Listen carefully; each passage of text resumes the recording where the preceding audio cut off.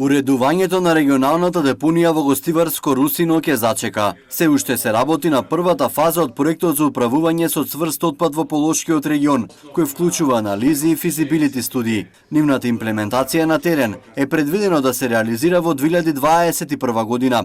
Освен работењето на Русино според сите стандарди, се планира изградба на пат, транспортни станици за собирање на отпад и слично. What we are doing in this phase, so early next year. Значи, вторчекорија доведување на самата депонија во состојба на контролирана или инженерска депонија, во која што редовно ќе се покрива отпадот, ќе се спречи нели седокот, нема да има појава на пожари. Значи, тоа е организирано управување со една депонија.